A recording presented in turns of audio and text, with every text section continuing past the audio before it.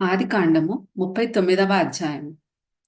యోసేపును ఐగుప్తునకు తీసుకొని వచ్చినప్పుడు ఫరో యొక్క ఉద్యోగస్తుడును రాజ సంరక్షక సేనాధిపతియునైన పోతీఫరనొక ఐగుప్తీయుడు అక్కడికి అతని తీసుకుని వచ్చిన ఇష్మాయేలీయుల నొద్ద అతనిని కొనెను. యెహోవా యోసేపునకు తోడై ఉండెను గనుక అతడు వర్ధిల్లుచు తన యజమానుడగు ఆ ఐగుప్తీయుని ఎంట నుండెను. యెహోవా అతనికి తోడై ఉండెననియు అతడు చేసినదంతయు అతని చేతిలో యెహోవా సఫలము చేసెననియు అతని యజమానుడు చూచినప్పుడు యోసేపు మీద అతనికి కటాక్షము గలిగెను. కనుక అతని యొద్ద పరిచర్య చేయువాడాయెను. మరియు అతడు తన ఇంటి మీద విచారణకర్తగా అతని నియమించి తనకు కలిగినదంతయు అతని చేతికి అప్పగించెను. అతడు తన ఇంటి మీదను తనకు కలిగినదంతటి మీదను అతని విచారణకర్తగా నియమించిన కాలము మొదలుకొని యెహోవా యోసేపు నిమిత్తము ఆ ఐగుప్తీయుని ఇంటిని ఆశీర్వదించెను. యెహోవా ఆశీర్వాదము ఇంటిలోనేమి పొలములోనేమి అతనికి కలిగిన సమస్తము మీదను ఉండెను. అతడు తనకు కలిగినదంతయు యోసేపు చేతికి అప్పగించి తాను ఆహారము తినుట తప్ప తనకేమి ఉన్నదో ఏమి లేదో విచారించినవాడు కాడు. యోసేపు రూపవంతుడును సుందరుడునై ఉండెను. అటు తరువాత అతని యజమానుని భార్య యోసేపు మీద కన్నువేసి తనతో శయనించుమని చెప్పెను.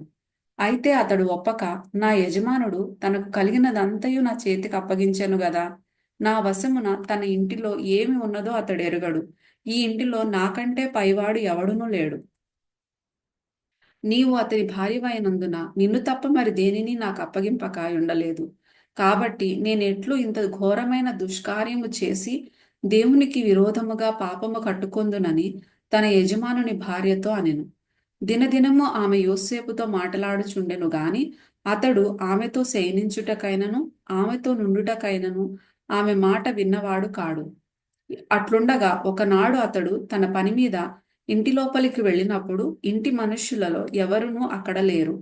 అప్పుడు ఆమె అతని వస్త్రము పట్టుకొని తనతో శయనింపుమని చెప్పగా అతడు తన వస్త్రమును ఆమె చేతిలో విడిచిపెట్టి తప్పించుకొని బయటికి పారిపోయాను. అతడు తన వస్త్రమును ఆమె చేతిలో విడిచి తప్పించుకొని పోవట ఆమె చూచినప్పుడు తన ఇంటి మనుషులను పిలిచి, చూడుడి, అతడు మనలను ఎగతాళి చేయుటకు ఒక హెబ్రీయుని మన యొద్దకు తెచ్చియున్నాడు. నాతో శయనింపవలనని వీడు నా యొద్దకు రాగా నేను పెద్ద కేక వేసి తిని, నేను బిగ్గరగా కేక వేయుటవాడు విని నా దగ్గర తన వస్త్రమును విడిచిపెట్టి తప్పించుకొని బయటికి పారిపోయినని వారితో చెప్పి అతని యజమానుడి ఇంటికి వచ్చే వరకు అతని వస్త్రము తన దగ్గర ఉంచుకొనెను. అప్పుడు ఆమె తన భర్తతో ఈ మాటల చొప్పున చెప్పెను. నీవు మన యొద్దకు తెచ్చిన ఆ హెబ్రీ దాసుడు నన్ను ఎగతాళి చేయుటకు నా యొద్దకు వచ్చెను. నేను బిగ్గరగా కేక వేసినప్పుడు వాడు తన వస్త్రము నా దగ్గర విడిచిపెట్టి తప్పించుకొని బయటికి పారిపోయెననెను. కాబట్టి అతని యజమానుడు, ఇట్లు నీ దాసుడు నన్ను చేసెనని తన భార్య తనతో చెప్పిన మాటలు విన్నప్పుడు కోపముతో మండిపడి అతనిని పట్టుకొని రాజు ఖైదీలు బంధింపబడు చెరసాలలో వేయించెను. అతడక్కడ చెరసాలలో ఉండెను. అయితే యెహోవా యోసేపునకు తోడై ఉండి అతని యందు కనికరపడి అతని మీద ఆ చెరసాల యొక్క అధిపతికి కటాక్షము కలుగునట్లు చేసెను. చెరసాల అధిపతి ఆ చెరసాలలోనున్న ఖైదీలనందరినీ యోసేపు చేతికి అప్పగించెను. వారక్కడ ఏమి చేసిరో అదంతయు అతడే చేయించువాడు.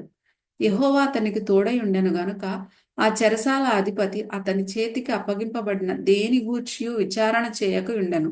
అతడు చేయునది యావత్తు యెహోవా సఫలమగునట్లు చేసెను.